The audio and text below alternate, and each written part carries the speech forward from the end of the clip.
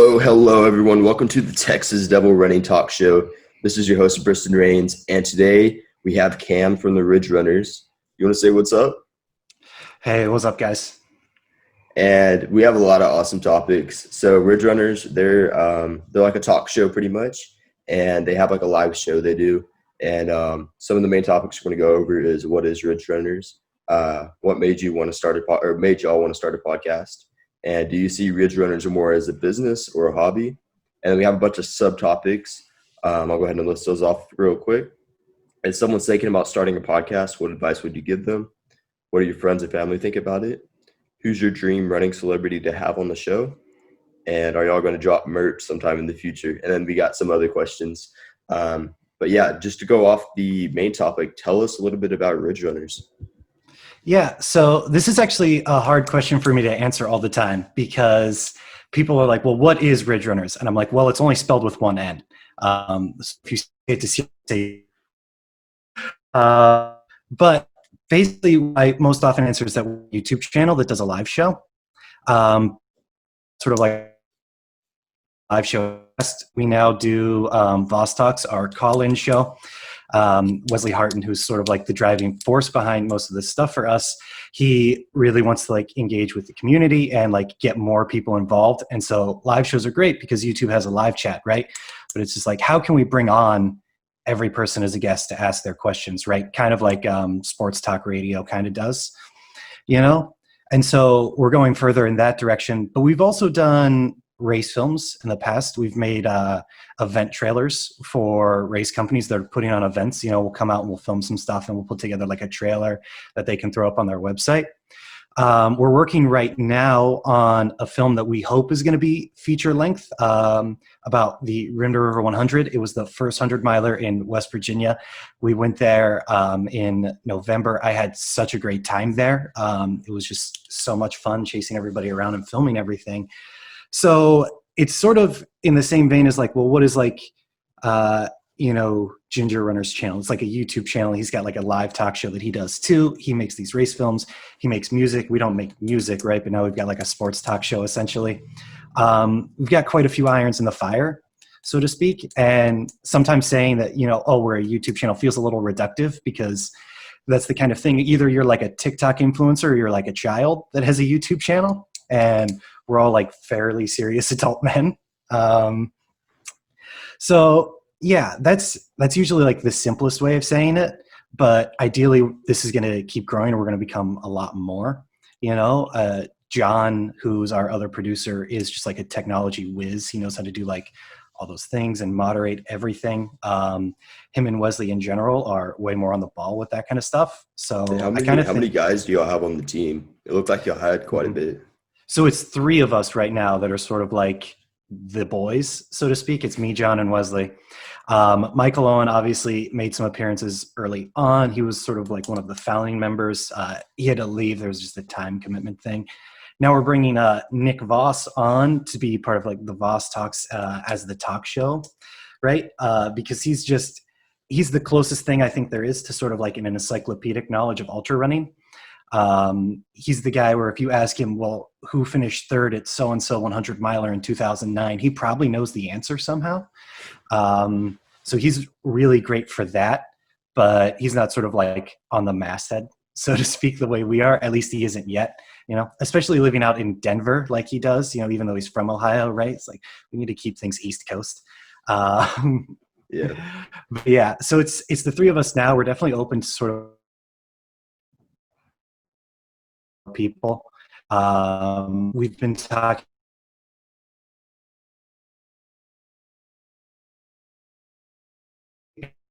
that's just like have as many guests that are women on as many guests that are men in a truly like male dominated sport like ultra running. That's not always so easy, right? But we don't want to like sort of miss those like other perspectives that we might not know, sort of like correct our blind spots, so to speak.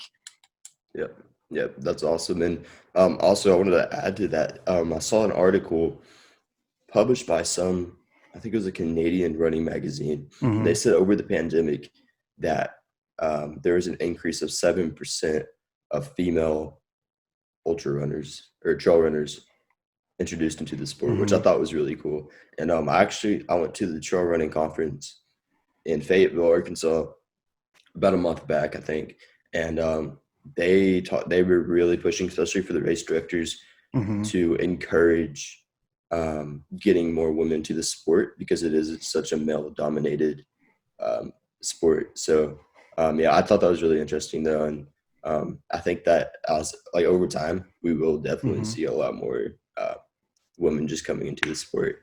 So yeah, just want to put that piece in there. But Mm-hmm. so whenever y'all, so who was the guy that founded the Ridge Runners? So it was John, Wesley, and Michael. So John Dolovacki III, Wesley Hart, Okay, and Michael Owen, who's gotcha. the race director for Southeast Ohio Trail Runners. He's got some good events. Maybe won this race called Grindstone, but don't let that go to his head. Um, but yeah, so like I said, it was founded as this sort of mountain outpost style sort of like talk show where they would cover race results from the East Coast and like Ohio specifically to sort of like share what everybody in our little slice of the ultra running community was doing. Because anyone can figure out what Jim Walmsley or Patrick Reagan or any of those really famous guys, what their race results are. Yeah, There needed to be some kind of coverage for the events that we all go to, the people who you're going to see out running on your trails, the you know, places it would where you be train.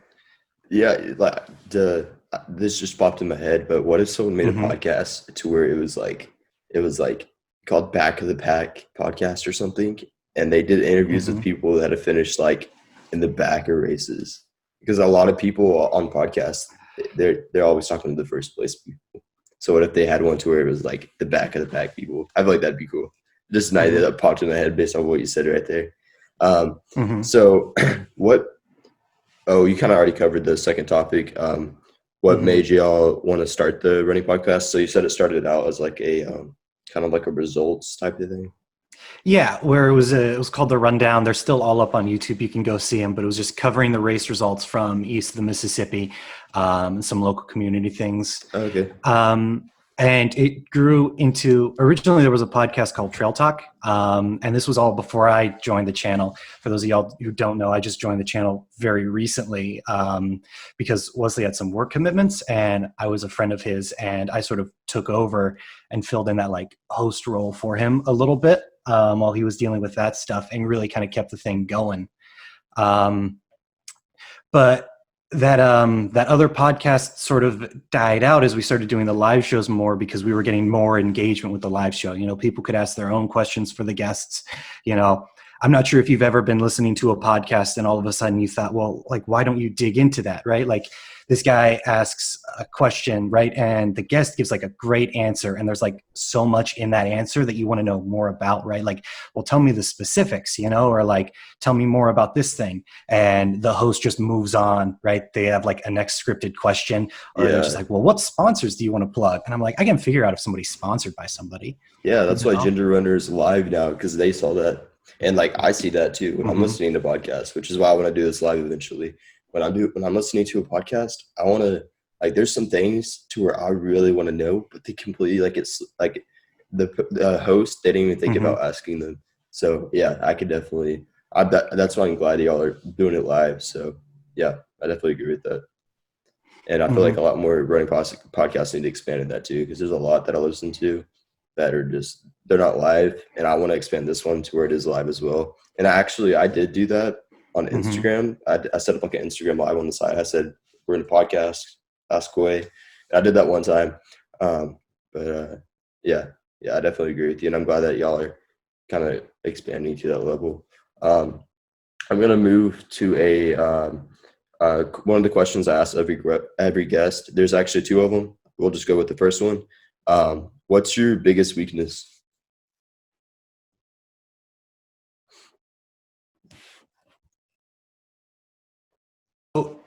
You were kind of cutting out there for a little bit. Are we good Yeah, connection yeah. wise? Can you hear me? Okay. Yeah. Let's say if everything's good on your end, that's good. Um, Yep. so I would say when you posed this question to me this morning, I had to think about it a second, right? Yeah. It's not something you Because it's usually just, think about, you know? Yeah, and I mean, usually when you do think about it, right, you're thinking of it in like the job interview sense, where you're like, well, how's this weakness that I can spin into being like a good thing about me, right? Um, and so I don't want to do that, right, because I want to be honest and I want to be genuine. Those are just sort of general rules for how I live my life. Yeah. But I would say my biggest weakness is in discipline, and not just sort of discipline in general, but discipline in doing like the little things. Yeah. And one thing that I think that a lot of runners don't realize is that it's way easier to wake up at 3 in the morning and drive to the trailhead and do a huge long run, you know, and then just go about and live the rest of your life, even though that's a huge effort, right? It's like, well, did you do planks this week? You know, did you do your clamshells? When you got back from that long run, did you eat fast food, or did you eat, you know, something you had already cooked at home, right? And so that's my biggest weakness, is doing those little things, you know, making sure, right, if I get back from work after, you know, working 8 hours and I'm tired, right, I still, you know, get down, I do my injury prevention exercises, you know, or I stretch, or I foam roll, or I do something like that. Because waking up early for me, that's the easy part, you know, like I love running. I love being in the woods. I love seeing what my limits are, you know. I love like pushing my body, right? And that's sort of, you know, because I love doing it, it makes it easy. But I don't, you know, like I don't love doing clamshells. I did a bunch of clamshells this morning. That's probably why I'm thinking about it. And it's just like, it's such a minuscule action that really does make like a huge difference in your running, to do those little things, especially when it comes to staying healthy. And I'm a relatively injury plagued runner, that, you know, I think having the discipline to do those things is the thing that is my biggest weakness, and that I'm working on like the most right now. Yeah, yeah, I definitely agree with you. I feel like a lot of people can too, but like I'm always like, okay, from here on out, I'm gonna do this 10-minute stretch every day after I get done running or just before I go to bed, and I never Mm-hmm. get to it. I'm like on TikTok or something, you know, and Mm-hmm. I feel like that's something like a lot of people struggle with because like once you get down to where you could wake up early in the morning and run, and Mm-hmm. that's easy, all the other little stuff is so hard. So. Um, yeah, it's definitely Mm-hmm. good that you brought that up. And honestly, it just comes down to discipline, just being disciplined, kind of like the make your bed every day type of thing. Definitely, this Mm-hmm. is one of the hardest things. Um, so with the Ridge Runners, where do you see it one Mm-hmm. year from now? So 1 year from now, I'd like us to be closer to sort of like our fully realized vision for like the channel, right? So right now we have like one very short race film that Wesley made. I think he did a great job of it for Table Rock 50K. Definitely go check that out. It's on our YouTube channel. It's like 15 minutes long, like this sort of, you know, like point of view vlog style, right? Like got a GoPro out on the course, right? And then we started our new show just last week, Voss Talks. I believe I already mentioned it, but it's just kind of talk radio for all. You can call in and with us live show, right? Um, and obviously we have our logos. I think that's what we're most well known for. But going into 2021 and sort of, you know, then into 2022, what we want to be doing is our sort of feature length race films. Um, I mentioned before we started this show that we are in the process of making a feature length race film about the Runda River 100, West Virginia's first 100-mile race. We were so stoked to be down there, stoked that that race exists. I mean, thank Bryant so much for putting that on. It already means so much to the community down there, you can tell. And we really want to represent that in the movie we're making, and doing things like that, right? Like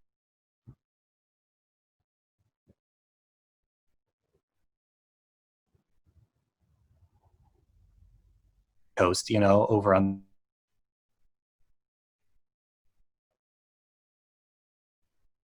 as something that, you know, when you're looking for your next race, you can find, and it's going to not necessarily like, well, what's the elevation gain of the course, or what's the course record, but like, what's it going to feel like out there on the course on race day? Like, what's the level of excitement? What's the level of engagement? You know, like, what does it take to like really do this race? And so we'd like to do those as well, and sort of be consistently putting those out. Um, and so that would sort of be like the 1 year goal. I would say keep doing the live shows, keep doing the Voss Talks, start putting out more of those race films.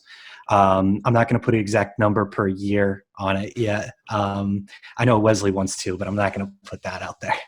And then to get back to doing the rundown and covering those events and giving sort of people like the community news, so to speak.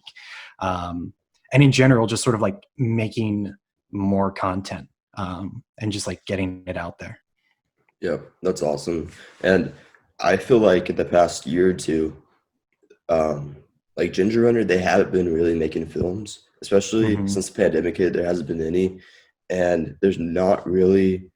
I mean, you have Billy Yang, but like other than him, there's not really a lot of trail filmmakers, and I feel like that's a demand, and there's not a lot of people supplying it. So I think it's awesome that y'all are supplying that demand, and that's something like I wanted to get into, but myself, but it's a lot of work though. I don't think people understand. I had like a music video business I did, and um, editing just a 3-minute video took like 8 to 12 hours. And whenever you're making a film, the editing just takes so much time. And when you're recording, you want to make sure you get the right shots. And it's a lot of work. And I definitely give a lot of respect to the filmmakers that do that, especially for trail running. So yeah, I think it's awesome that y'all are doing that and expanding that. And you also have boss talks and everything like that. I think it's literally just a matter of time um, before y'all blow up in the trail running community and everybody knows who y'all are. Just like how everybody knows who Ginger Runner is. I think y'all are next in line. So that's awesome, man. Um, we'll go ahead and move on to one of the subtopics. So, what do your friends and family think about Ridge Runners? Um, so most people are sort of just like, yeah, that's cool. And then like, you do a good job, right? And there's just sort of like generally complimentive the way that like people who like aren't interested in the sport are. Um, because there's a lot of people who like they just don't like kind of understand what ultra running is, you know. And it's very hard to explain to somebody who's never even been on a 5 mile run, right? Like what it means to go out and like, well, I'm going to run for like 5 to 10 hours today because it's Saturday and it's my day off, right? Because this is the thing that I do for fun. Um, and so people who are in my life who are not also ultra runners, right? I don't know to like what level they like engage with it. So it is sort of like, at least in my experience, it's been those sort of like pat, almost like compliments, from people who are ultra runners. Usually they're like very stoked on like what we're doing, you know? And I have to give a lot of credit to Wesley and John because they handle almost all the tech side stuff of it. Like I could never really do any of that kind of stuff. I just don't have the knowledge, and they handle it so well. And I will say like our stuff, at least it seems to me, just looks so professionally produced and professionally Yeah, done. You wouldn't think that it's just like three random guys, you know? yeah, Um, like because usually when a channel starts out, it's like the content itself is like low quality and yeah. the people It's are like what I got awkward. going on here. Like it's like a little camera setup, little microphone Hmm. on the side, and I feel like that's just how a lot of people start out. And when I went to y'all's live show, like y'all's Hmm. pre-recorded live shows, it's so professionally done. Like exactly like you said. Y'all had like the designs laid out, all the boxes put to where 3 are like in one box and then 1 Hmm. are in the other box. Like it's so professionally done. And just for like y'all kind of starting out and it being that well, I'm like stoked to see what it is in the future. But yeah, man, you can continue with what you're saying though. But yeah, that's super awesome. Yeah, and I mean, I will say, yeah. No, I think that's my answer, honestly. Okay. Okay. Yeah. Yeah. Um, but yeah, guys, if y'all the ones listening right Hmm. now, I have a couple that listen to me every Sunday on the long run. Definitely go check out Hmm. their live shows and everything, guys. It's really awesome to Hmm. see. Um, Yeah, and I will say our live shows are all sort of like listed as podcasts as well. So yeah, you don't have to tune into them live. You can watch them live back on YouTube and see the chat and everything. But if you just want to put it on your Spotify and listen to it on your long run, you can totally do that too. yeah. And I'm gonna everyone listening, I'm gonna leave their links to everything in the description of whatever you're listening to this on. Um, but yeah, we're going to move to another subtopic. So, uh, who's your dream running celebrity to have on the show? That's I've been thinking about an answer for this one, and it's just I don't really I don't quite know, right? Because I think the actual dream guest is somebody who's going to inspire our viewers in the community to engage with us. You know, Mm. it's not necessarily like a big name.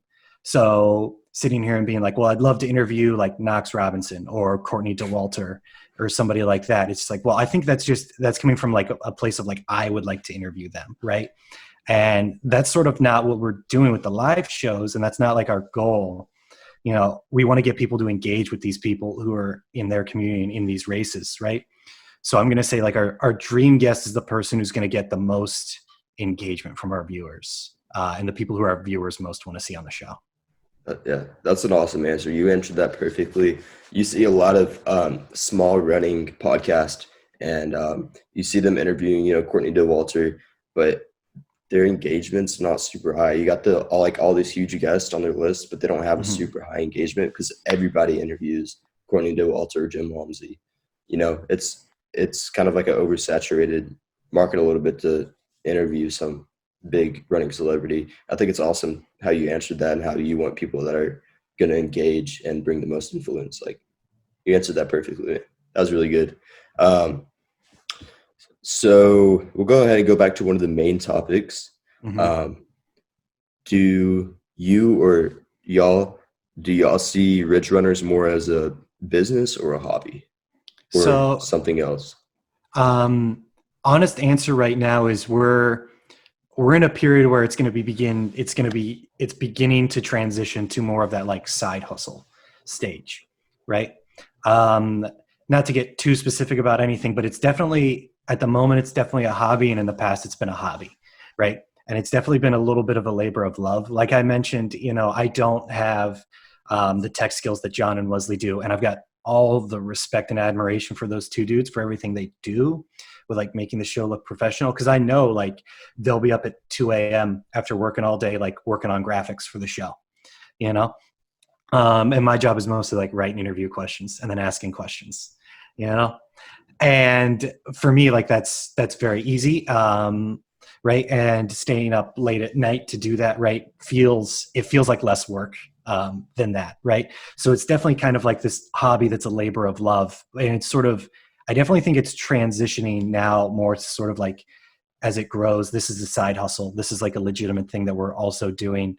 I will say Wesley has run all the numbers and he knows exactly how much we do need to grow for it to become like a legitimate business, and to sort of like be self-sustaining.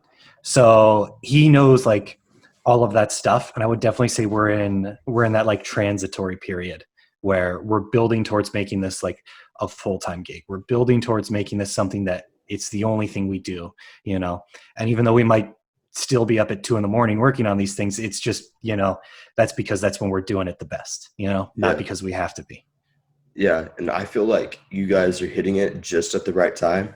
So here's my idea. When COVID hit, it kind of a lot of people unfortunately left the community just because Mm-hmm. there was nothing for who knows how long. It's about to be a year now, and I feel like right now is like the golden age. Right before the sport's already big, but COVID kind of made it a reset, and I feel like the people really going into it now are really going to prosper. And when I say prosper, I don't mean like money wise, but they're going to prosper engagement and influence Mm-hmm. wise within the next couple years as the sport keeps growing. Like right now is the perfect time to join in because this sport's literally about to like take off. And that's a big thing that they were talking about the trail running conference. A lot of the race directors just like on the side, we were all talking and we were talking about how right now, if you want to do something in the community and influence or just anything, right now is the time to like do it before it becomes too oversaturated, kind of like YouTube and everything else is. So yeah, I think y'all are hitting it at the right time. It's just a matter of time before it gets to where y'all see it in y'all's head. And yeah, I'm super stoked to see where it goes. Like I literally think it's just a matter of time before y'all everybody knows who y'all are. So um, we'll go ahead and go back to one of the subtopics. Are y'all gonna have merch anytime in the future? Anything people can wear, anything like that? Oh man, yeah, we're trying, right? The problem is that we don't have like an accurate sort of like sense for the demand right now. Yeah, And given everything that's been going on the last couple months, we've all been pretty busy just generally, right? So that has sort of like been put on the back burner, right? There's definitely things in the works, right? I can't give you an exact date, right? But soon you'll be able to wear like a Ridge Runners t-shirt or a bucket hat yeah, to your next race, or at the very least, we'll be doing that. You know? yeah. And y'all's logo is like so freaking cool. Like I want to be able to like rep y'all stuff walking around. And Mm-hmm. I'm surprised. Does Ginger Runner, did they ever release any merch? I don't know if they did. I feel like They they might have. they've done merch. I don't know if they have like a merch store that's like up all the time. I know they did like buffs for GRVR usually, where they'll like send people Okay. buffs and like the packet for that. Yeah. Um, I want to say there's been T-shirts in the past, but I don't know for sure. I know Jameel and Run Steep Get High. They definitely do merch like all the time. I have one of their Yeah. T-shirts. Um, but yeah, I don't know about Ginger Runner. Yeah. Have you ran any of Jamil's races over in Arizona? I have not.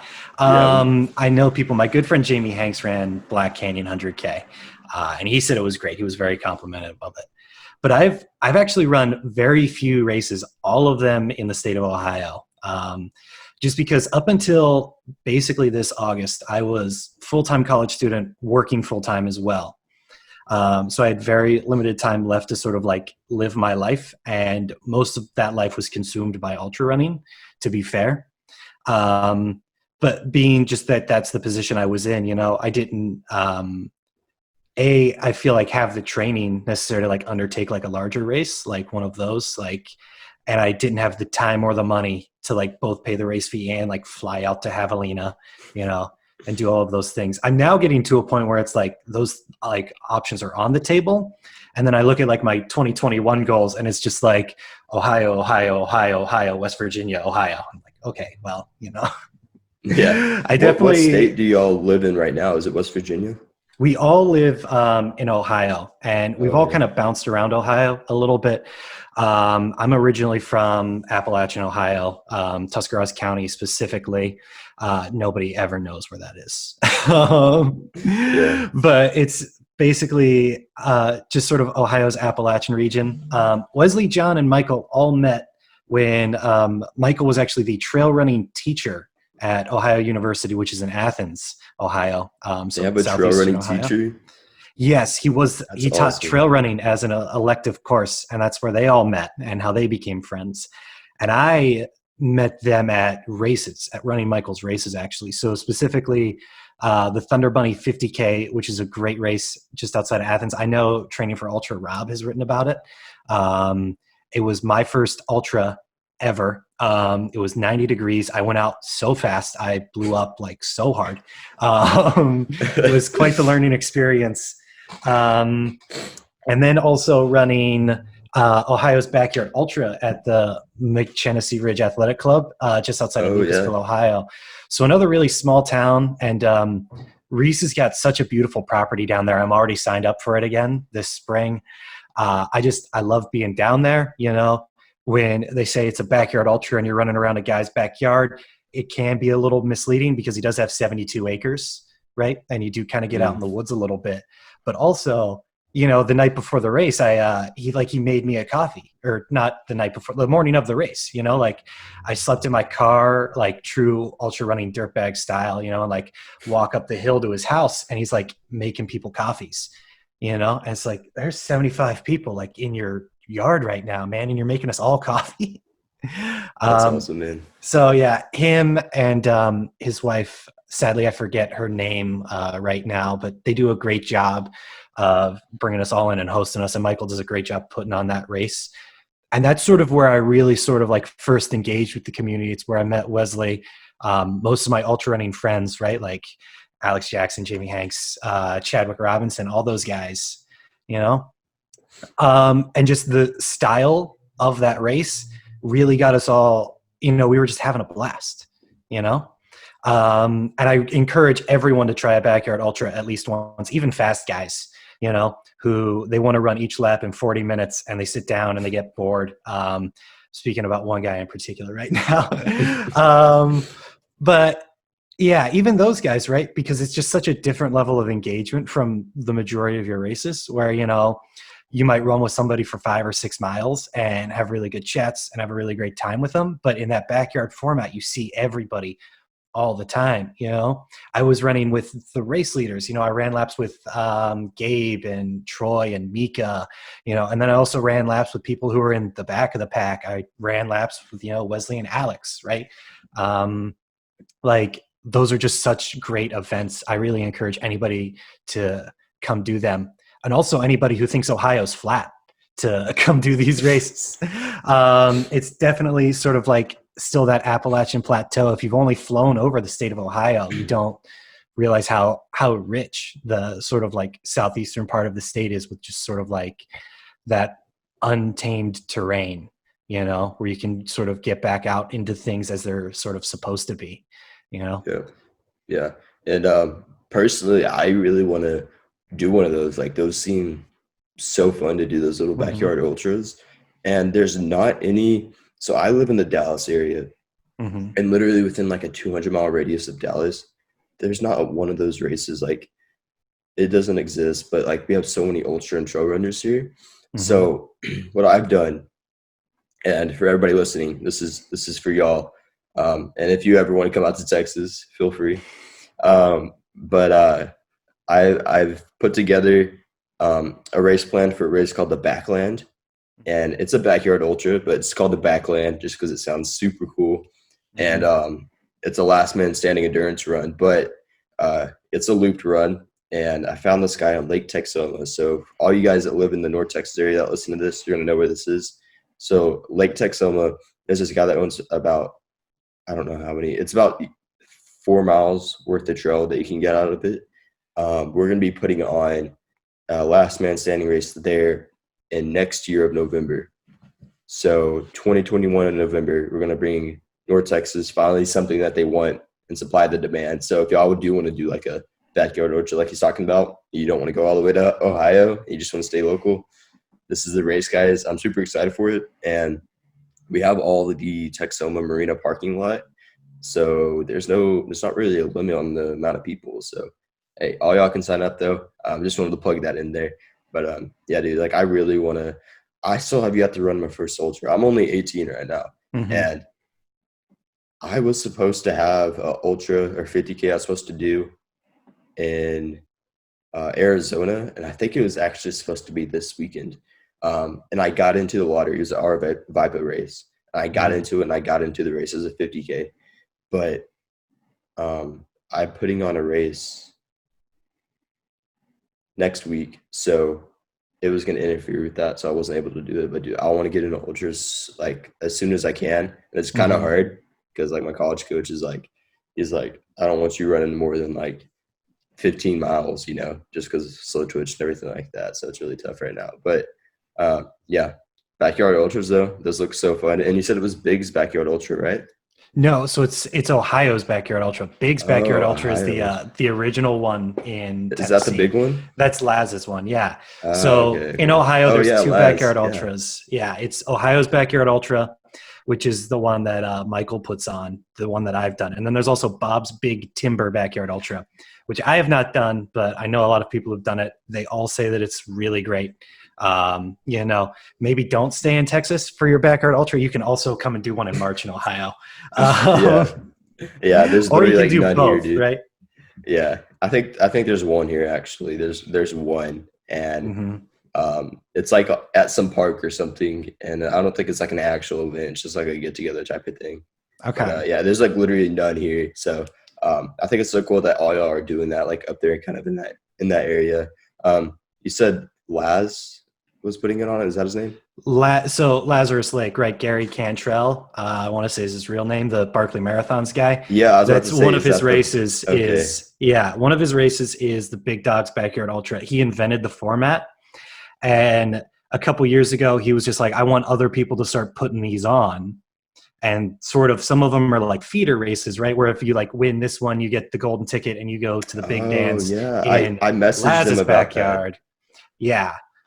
So he's also obviously got Barkley Marathons. Everybody's seen the documentaries on that. That's literally like the thing that inspired me to start ultra running. I was 18 and in Oh college, wow, and I watched the Barkley Marathons, the race that eats us young. that's And I awesome. remember seeing that terrain in Tennessee there, and I was just like, that does not look that different from like what I grew up like around, like doing in the outdoors, you know. And as a kid, it was like because I grew up very sort of like classic rural Appalachian upbringing, like, hunting and fishing and just like being out in the woods, collecting morels, blackberries, like things like that, you know. And there were never, right, like we were never on trail, you Yeah, know. And so you see these people going up these huge slopes, right? And definitely the slopes were not as big. I now realize that rat jaw is pretty intimidating when you actually understand the size of it. But I was just like, I've gone up power line cuts before, or like I can go out off trail and I can navigate around by knowing which tree forks to the right, and then the one that's got the big burn mark on it, right? And there's that stump that's covered in moss, because that's kind of the way I grew up. And I was just like, well, I think I could do that. And I was at the time I had just quit playing football. I had like recovered from the knee surgery I had had my senior year. I tore my ACL. I had a reconstructive knee surgery, and I didn't want to lift weights anymore because like when you're not playing football, waking up in the morning doing deadlifts sucks and it feels so stupid.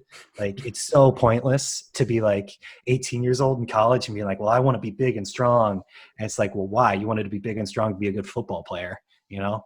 It's like now you just go to English class, right? Like, and so I started running um, after that, and I really developed like this really this really intense like love for it. It's time where I sort of like I get to do whatever I want. It's like totally my time, right? Um, and then I can choose to sort of like share all the little joys that it brings me with other people too, if they want to come yeah. out, you know, Or where on it's just Strava. like, or on Strava too. Yeah. But it's just like, if you want to come down to the Shawnee Forest with me and I can show you, like, well, here's this quick diversion we're going to take onto this dirt road off the trail and you're going to see the best view in this park, And when people go, well, I did the Shawnee Backpack Trail and there were no views. And I'm like, you don't view it because you're thinking it's a post, or you just like, not appreciating what we have and what's there. Um, and getting really to like share that and be like, well, this brings me a lot of joy, like getting to see this and getting out here. And it's just, the power of my own 2 feet that got me here, you know, like that for me is just like so important and it makes me so happy. So, Yeah, yeah, and that's awesome, man. I would say living in Texas, the trails we have here mm-hmm, aren't the most scenic trails in the whole wide world. Um, we have some cool hills and sunsets, but other than mm-hmm, that, you really just have to enjoy the little things. So when you do go up on a little hill, or if you go to like West Texas and you run up a freaking canyon or something like that's so cool because up here mm-hmm. it's mostly flat and you got some hills, but you don't really got any crazy views. So I feel like you definitely do just enjoy just being in nature and running through like the woods. Like that's just I feel like it's just super native to us internally, and it's just kind of natural and like you're in your natural human environment. That's why I love it, and I feel like you could relate to it a little bit on that as well. But yeah, it's kind of like your time to escape too. Like everybody has their own Mm-hmm. escape. People they like some people they sit in their living room, they watch Netflix when they get off of work, or some people just go on social media. And I feel like for runners, that's our social media, that's our Mm-hmm. TV time. Even though we do like watch Netflix and stuff still, But Yeah. I feel like it's our escape, and you get more of an adventure out of it. And I think we're all just in it for an adventure. and we don't Mhm. know where it's going to go. But that's where we're here to try and see. And it's kind of an adventure of our limits as well, because I feel like ultra runners, I can't say I'm an ultra runner, so I'm not gonna say we, Mhm. but I feel like ultra runners, uh, they they want to see how far they can go physically, like what's the Mhm. limit. And I feel like those are unique individuals, and ones that do that and also love adventure, like so cool. That's why I love the ultra and trail running community. Like everyone's just so cool, and we all kind of have that same limit and adventure in us that other people don't, that aren't ultra or trail runners, you know. So Mhm. yeah, Yeah. definitely agree with you. And yeah, that was awesome. Um, so this is our last subtopic. Mhm. Is someone's thinking about starting a podcast, what advice would you give them? Um, so it's sort of like twofold advice, right? And one is you're going to have to just go for it eventually, right? If you wait around until you've got everything perfect, you're never going to do anything ever in your life, right? You know, eventually you just sort of have to sort of like take that leap and step off into like empty air, and you don't know where you're going to land. You don't know what's underneath you, you know. Just in general, you've got to be willing to do that. You've got to be willing to take that risk, and that's sort of like advice number one, right? If you're wanting to start a podcast, it's like eventually, well, if you want to start a podcast, you have to actually start a podcast. You have to get guests, and you have to come up with a name, and you have to buy microphones and all these things, right? But if you wait until you come up with the perfect name, and you wait until you get the best microphone, and the best recording software, and you hire an editor, or, if you're going to go that route and do an edited podcast, right? And you get 10 guests that are all great guests, right? You And a know, cool room set up and yeah, you're perfect never going to do lighting. that, right? You see, like, I'm in a studio apartment with like my bookshelves behind me, you know, right? And like it's a good enough setup and it does the job, right? Um, and then the other piece of advice is going to be, don't rush to monetize it, and don't rush to sort of like make coworkers of your friends. And that's sort of, I say this, right? Doing the podcast with like two really good friends, you know, but it's just like, I don't consider Wesley and John coworkers. I consider them friends, even though we are sort of making decisions. And like I said, we're trending towards the like side hustle business side of things. Don't immediately go into it being like, well, I want to monetize this, and I want to like turn this into a side hustle, and I want to turn this into a business, and we need to have sponsors, and it's just like, maybe just spend time with your friends and hang out, you know, and then also do this podcast thing with them, and don't ask too much of it from them, because your friendship relationship should be like reciprocal and based on like the shared act that you both give and receive from each other. And whatever that looks like for you, right, that's good, right? But if you're in such a rush to sort of like turn it into a business and turn it into something that makes money, I think you're gonna miss out on like what makes it fun, which is like, for me, it's like I'm talking about like my favorite thing in the world with like two of my best friends, and then we bring on these guests that are just like such cool people, and then I get these other friends of mine from this community, and I get them to engage with me too, and I'm asking questions, because I know that, right, like Chadwick Robinson wants to hear this answer, you know and that's way more fulfilling for me than any ad revenue or Patreon sub is ever going to be, you know because you don't, like, not all of your hobbies need to make you money, you know like, if somebody came to me with a shoe contract tomorrow and it's like a brand that I don't like, right, but they're offering me money to be an ultra runner for them, which they wouldn't because I'm slow, like, I don't think I would take it, because I don't need ultra running to be the thing that makes me money. I don't need it to be my business. I want it to be the thing that lets me escape from all the things that give me stress from work, right? Like, I work 40 hours a week, and I want something that's for me outside of that. And I don't want to be worried, well, if I don't have this performance at this race, I can't pay rent, or something like that. Let me leave that behind, and let me make ultra running this thing that just sort of like, even though, at races I'm often in pain, or if I'm often struggling, I'm hurt, like I'm complaining, right? it's this thing that brings me just like truly what feels often like unlimited joy, like so much joy that it should almost not be legal, you know? Um, and yeah, so that would be my advice. It's right. Like, don't rush to turn this thing that you love, that you want to share with others, that brings you this joy. Don't rush to turn into a business where you're worried about paychecks and you're worried about keeping the lights on, like let it be you sharing the thing that brings you joy. Yeah. Yeah, I definitely agree. Like this podcast, I don't make any money on it at all. Um, it's just something I literally do for fun. I got my little blue Yeti mic going on over here. Mm-hmm. Got my laptop set. Like if you saw the setup right now, it's not professional at all. It's just literally something I do for fun. And yeah, I definitely agree with it. And it's just something I love. I love talking to other people about ultra running, or whether it's the business side or the trail running side, like whatever it is. Like it's something I love. And Mm-hmm. I feel like you shouldn't go into something or into a podcast with the intent of, okay, how am I going to make money off of this? Like, I already know I'm not going to make any money off this. I don't plan on making any money off this. I'm just doing it for fun. Mm-hmm. So yeah, I definitely agree with you on that. And I feel like if someone is starting a podcast, they should just do it for the fun of it, not necessarily just for trying to make money. So yeah, I definitely agree with you on that one though. Um, I think that pretty much wraps everything up. You want to add anything or? Um, Not really, man. Just like if you're listening to this, like go run, or if you're already running, like, good on you, Enjoy right? it. Yeah. Do your planks when you get home.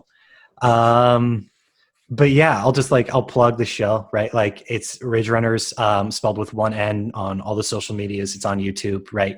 Um, Follow all of us. You can find like our personal accounts and everything from like the Ridge Runner stuff. But then also check out Ohio Valley Running Company. If you're ever in Athens, Ohio, it's a great small local business. It's one of the only run specific stores in Appalachian, Ohio. They do a ton for the community in the region, even with COVID, right? Like let's support all the small businesses we can. And then Southeastern Ohio Trail Runners, Michael Owens race organizing thing, right? They're great. They put on such great races. Michael Owen really knows Appalachian Ohio the way really nobody else does. I mean, I owe him like a huge debt of gratitude for introducing me to the Shawnee Forest. I'd spent my whole life in Ohio and I'd never heard of that place. I'd never been there. And now it's one of my favorite places in the world. Definitely, if you're looking for races, come check out his races, and then if you're in the area for, like Thunder Bunny 50K, right? Definitely stop by OVRC, say hi, support them the way you can, because it's businesses like those that are going to sort of like grow our region and sort of like keep things there and keep people there and like keep the community engaged in Southeastern Ohio, so it's like, let's support these folks if we can, Yeah. Yeah. That's awesome, man. And everyone listening, you could literally just go to the link. If you're on YouTube, you could just go to the Mm-hmm. description. It's going to have all their stuff. I'll put all y'all's personal pages on there too. You could just click any of the links. Yeah, so y'all will be able to access all of them. I definitely highly suggest listening to them and give them a follow on Instagram. But yeah, I think that wraps pretty much everything up. Our talk show is every Saturday. Literally releases as soon as it hits Saturday. So if you want to stay up till midnight, you can. Um, I don't know if anyone actually would do that, but hey, it's totally up to you. But yeah, talk shows every Saturday. And thank you guys so much for listening.